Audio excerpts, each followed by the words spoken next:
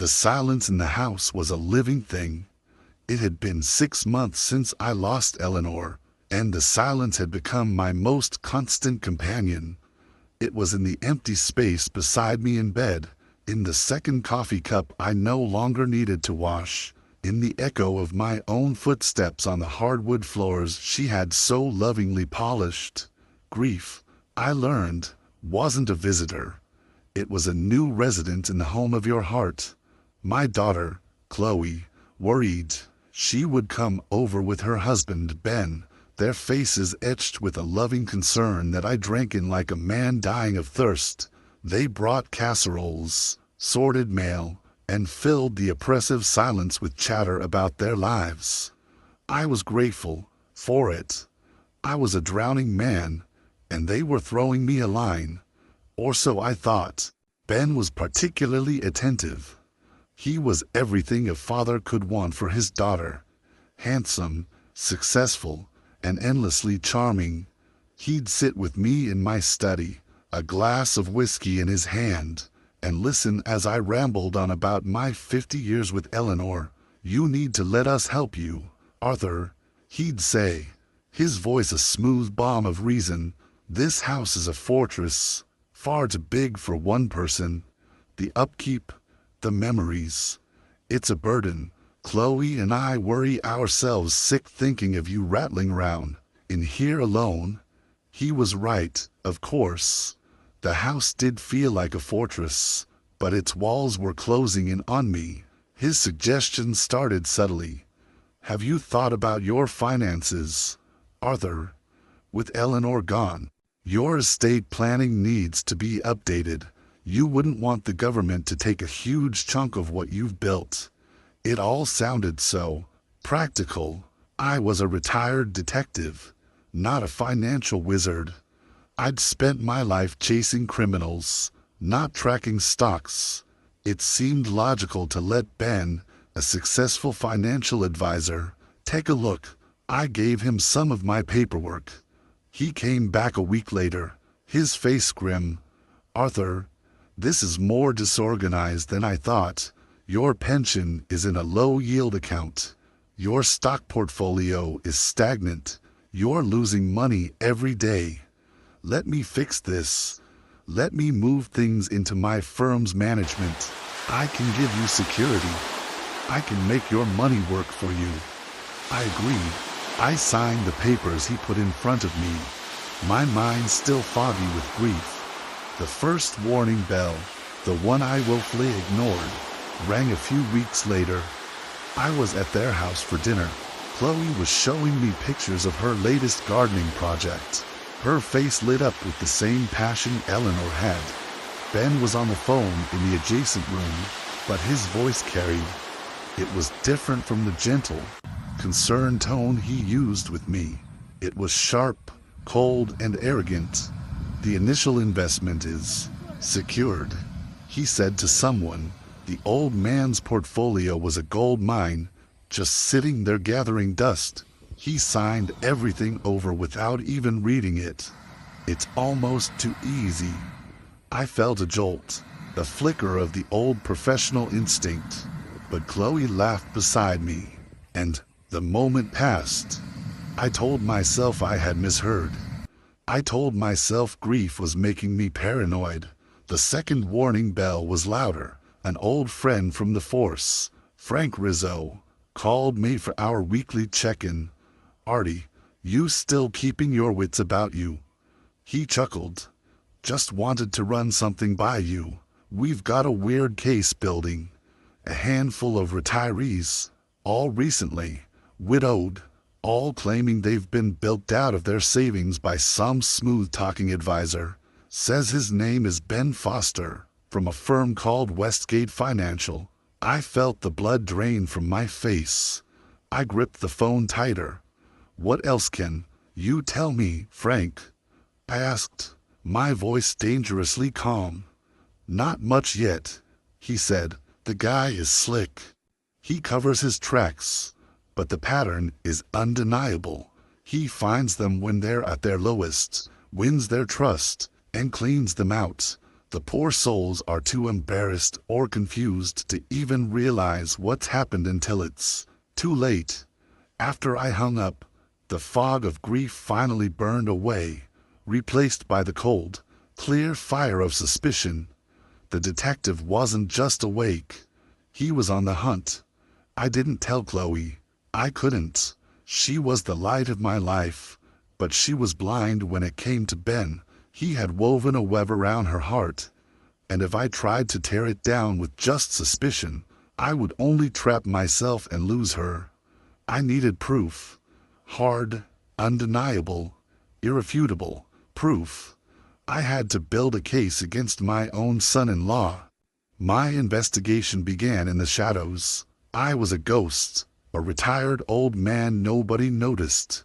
It was the perfect cover. I started with his trash. It felt beneath me, but I knew from experience that a man's garbage tells a truer story than his words. I found credit card statements for stores Chloe had never heard of, receipts from fancy restaurants on days he was supposedly working late. It painted a picture of a life lived in secret. But it wasn't a crime to have expensive taste. I needed more. I used my old credentials to access archives, pulling up public records on his company, Westgate Financial. It was a labyrinth of shell corporations and holding companies, all designed to obscure the flow of money. It was brilliant, in a sickening way. Then, I decided to take a bigger risk. I got the name of one of the other victims from Frank Rizzo, a widow named Margaret. I went to her home, pretending to be a potential client of Ben's, saying she had been recommended to me. The story she told me was a carbon copy of my own. The charm, the concern, the promises of security, followed by vague statements and dwindling funds. Her hands trembled as she spoke of how Ben had become like a son to her, right before he vanished with her life savings. Seeing her pain, her shame, it solidified my resolve. This wasn't just about my money anymore. This was about justice for all the people he had hurt. The final piece I needed was to prove his intent towards me. I had to catch him in the act, and for that, I had to build the perfect trap. The old steel safe in my study became the stage for my little play. I knew he was fascinated by it. He saw it as the final prize. My next step was to bait the hook. I started acting the part they had cast for me. I became more forgetful. I would ask Ben the same question twice in a conversation. I would lose my glasses only to find them on my head. I let him see me as a man in decline.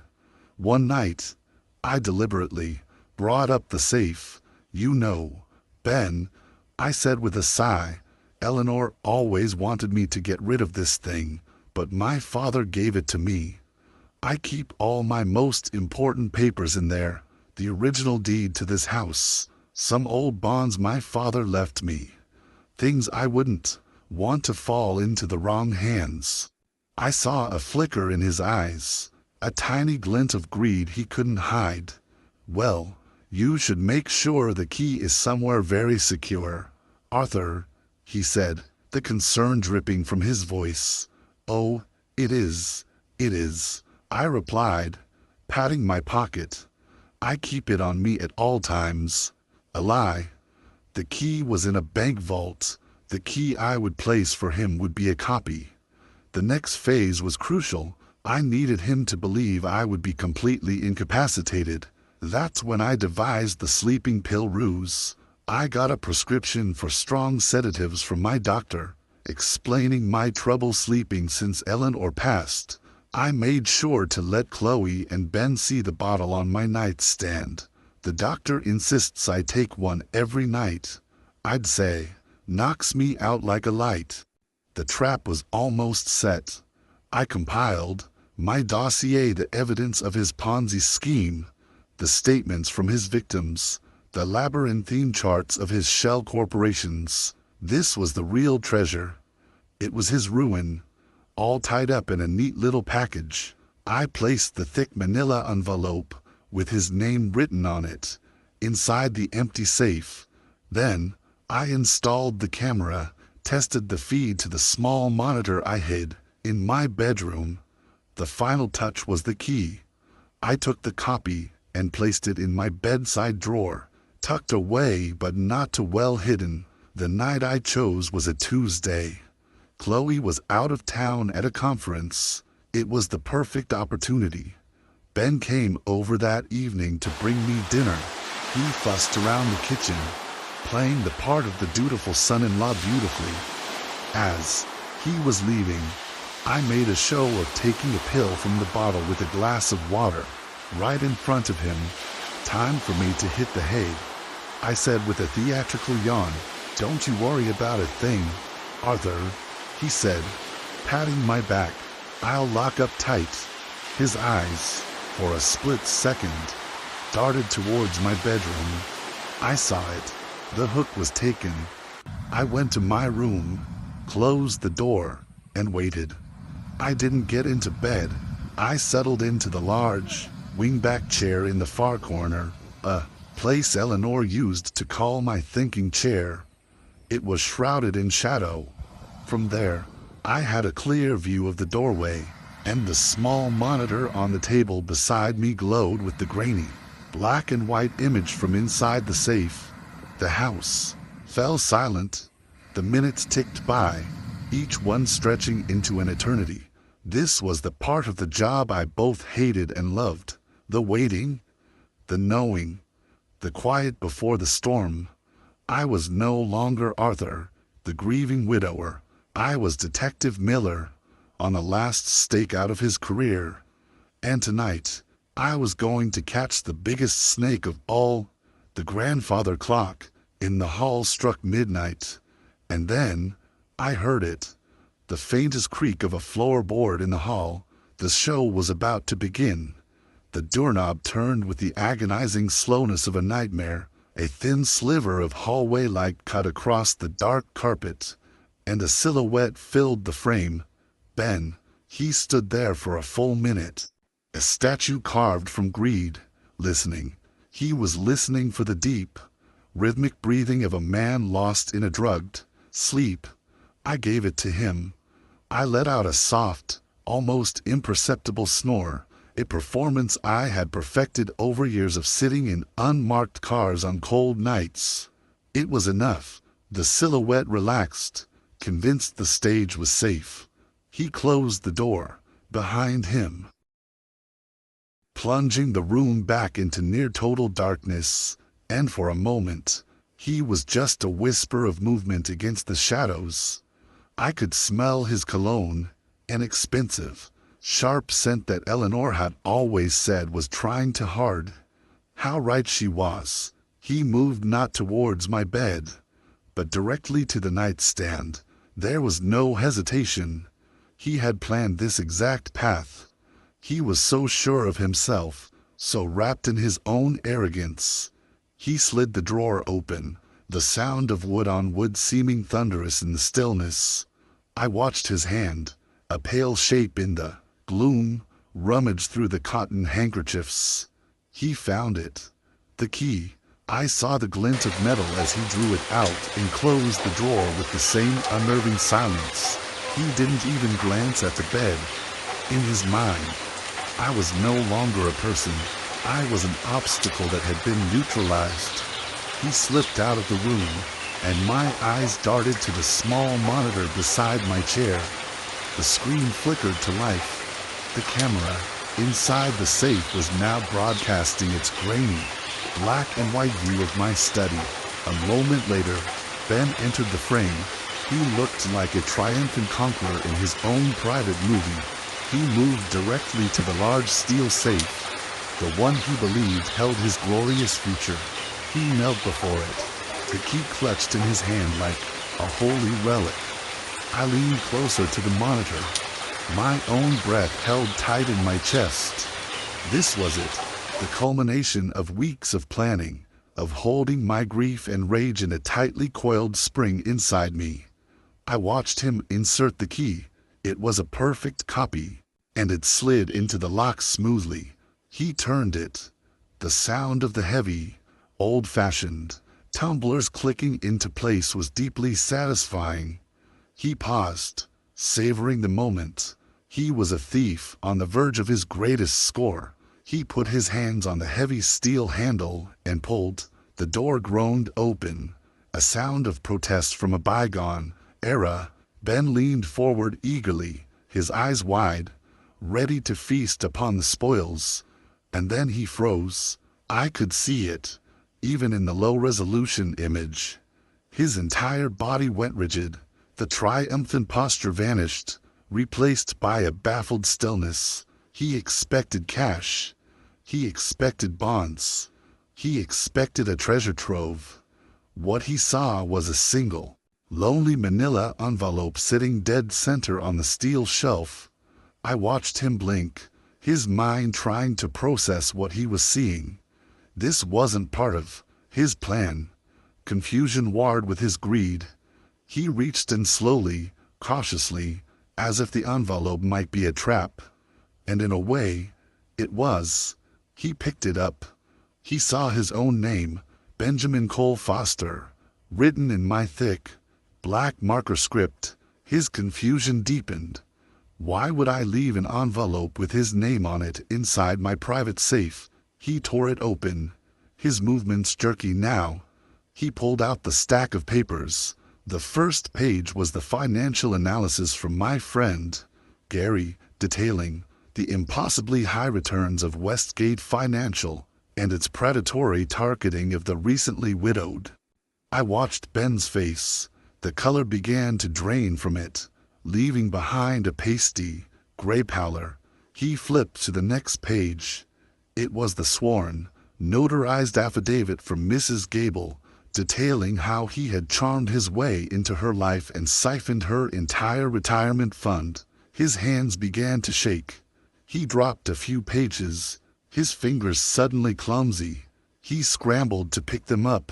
He saw the next affidavit, and the next.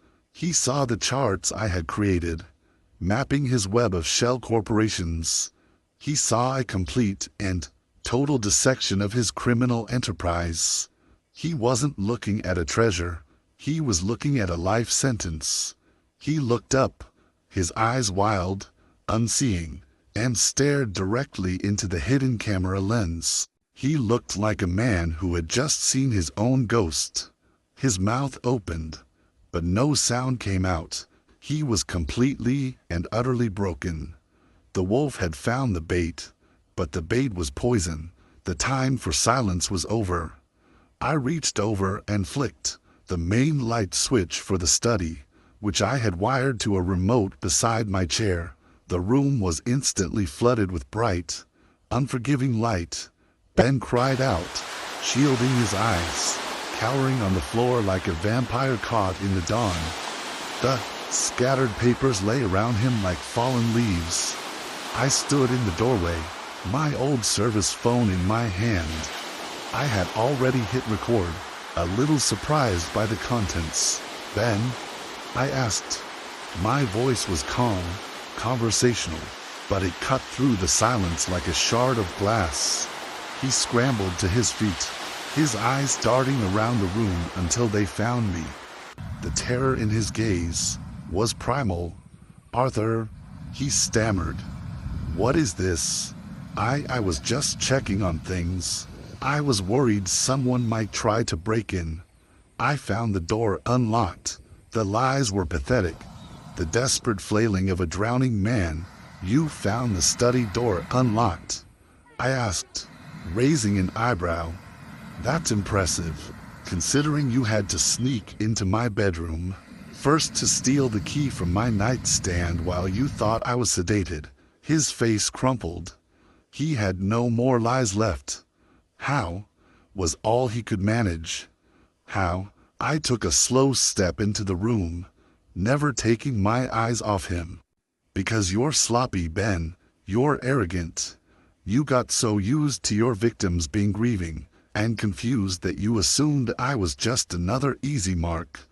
You forgot who I was. You forgot that for 30 years, My entire life was about studying men exactly like you, men who smile while they sharpen the knife. I gestured to the phone in my hand. Smile for the camera.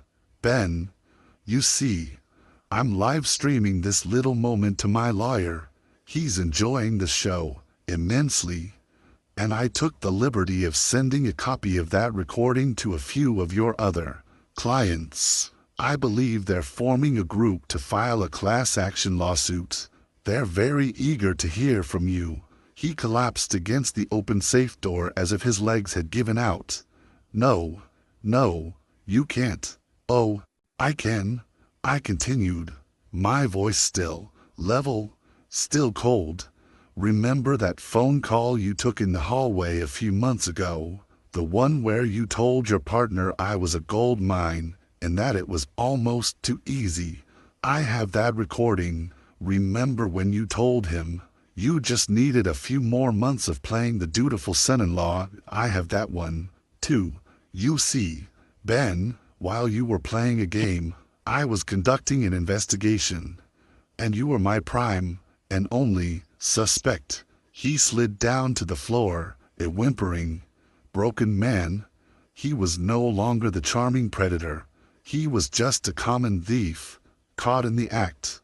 The power, the arrogance, the charm, it had all been a costume.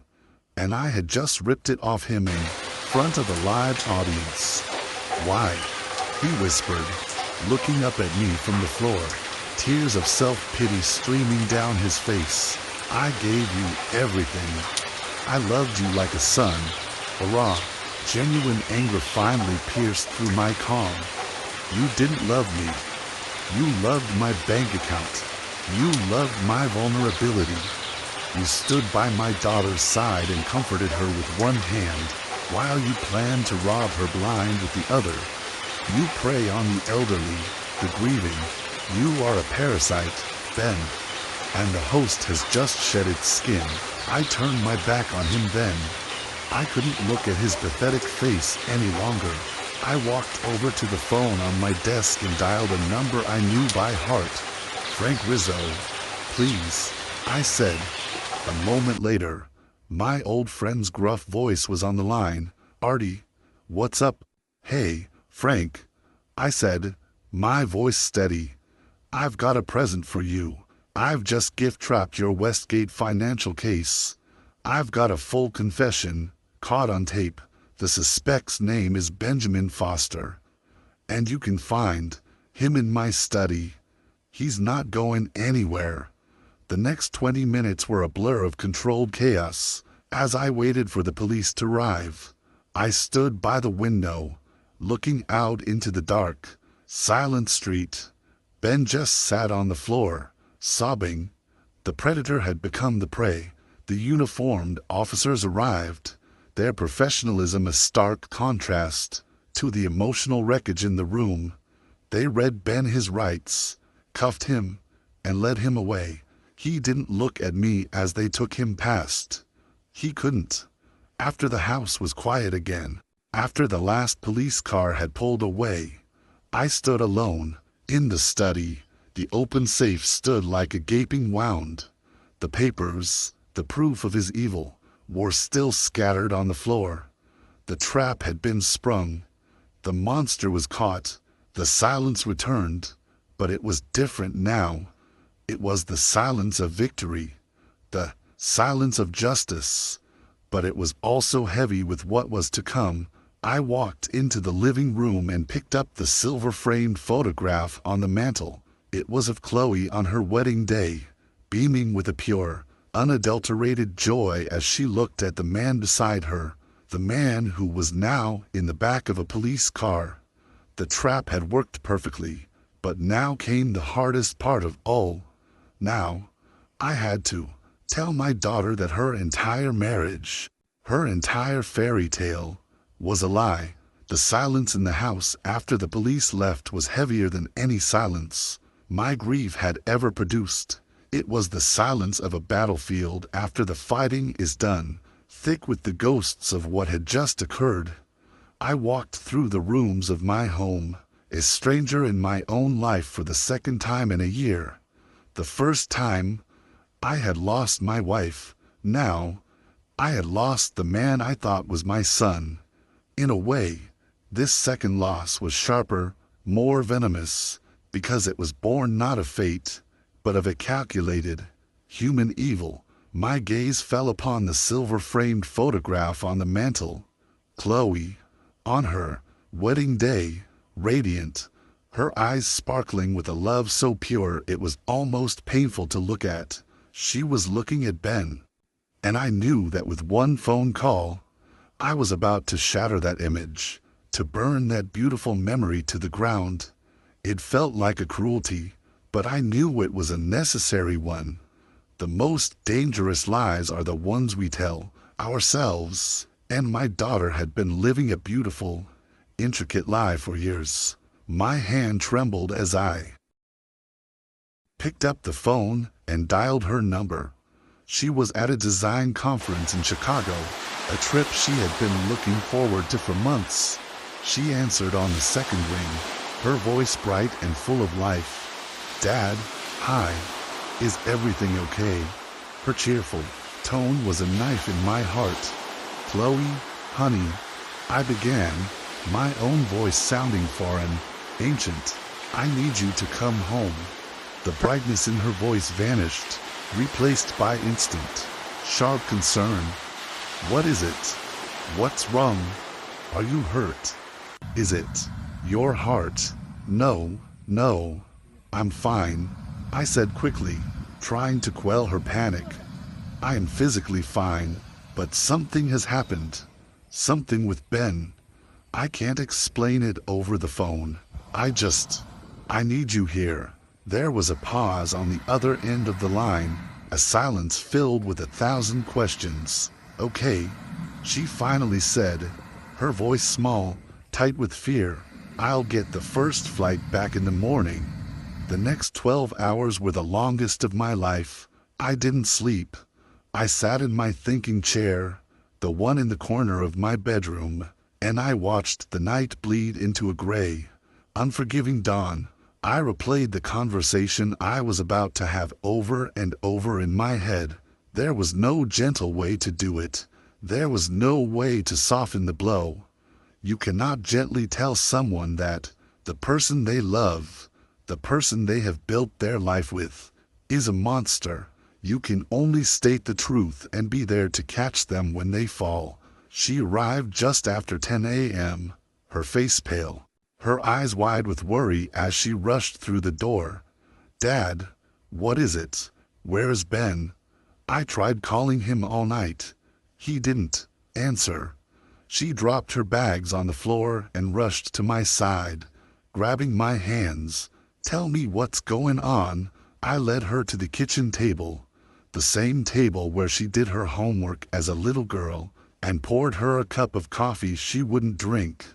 "Chloe," I started, my voice heavy, "what I'm about to tell you is going to be the hardest thing you've ever had to hear, and I need you to know that I wouldn't be telling you this if it wasn't the absolute, undeniable truth." And then I told her. I started from the beginning. My initial suspicions, the phone call I overheard, my investigation. I told her about the other victims, the Ponzi scheme, the web of lies Ben had woven. She listened, her expression shifting from confusion to a fierce, protective denial. "No," she said, shaking her head. "No, Dad, you're wrong. Ben wouldn't. He wouldn't do that. There has to be a mistake. You're grieving. You're not thinking clearly." It was exactly what I expected. It's what Ben had counted on. "I know. This is hard to believe, honey," I said gently. "That's why I didn't just bring you my suspicions. I brought you proof." I led her into the study. The open safe was still there, a silent testament to the night's events. I turned on my computer and opened a video file. "I need you to watch this," I said. "This was last night." I hit play. She stood beside me, Her arms crossed defensively. As the grainy black and white footage began, she saw her husband sneak into my room. She saw him steal the key. She saw him open the safe. And then she saw his face as he read the documents. She saw his confidence crumble into pure terror. And she heard my voice, calm and cold, as I confronted him. She watched the entire, horrifying play unfold. She saw him confess without confessing, his pathetic lies dissolving under the weight of the evidence. When the video ended, she didn't speak. She just stood there, staring at the frozen image of her husband's terrified face on the screen. She was so still, so silent, it scared me. Then, a single tear traced a path down her cheek, then another. Soon, she was racked with silent, shuddering sobs. It wasn't the loud, angry crying of betrayal yet. It was the quiet, profound sobs of a heart breaking. I wrapped my arms around her, and my strong, independent daughter collapsed against me like a child. How could he? She whispered into my shoulder. How could he do this to us, to you, to me? Because that's who he is, honey. I whispered back, my own heart aching for her. We just didn't want to see it. The days that followed were a blur of lawyers, police statements, and tears. Chloe moved in with me. She couldn't bear to be in the house she had shared with him, a house now tainted by his lies. She was a warrior. She went through the stages of grief with a strength that astounded me. Her heartbreak slowly, painstakingly, began to curdle into a cold, hard anger. She filed for divorce immediately. She attended every legal meeting with her head held high, refusing to be seen as a victim. Ben took a plea deal to avoid a more public trial. The evidence I had collected was so overwhelming that his lawyers knew they stood no chance. He was sentenced to 15 years in a federal prison. His name and face were splashed across the news. The charming financial advisor was revealed for the predator he was. But our story wasn't the only one. There were dozens of other victims, elderly people left with nothing. Their stories were heartbreaking.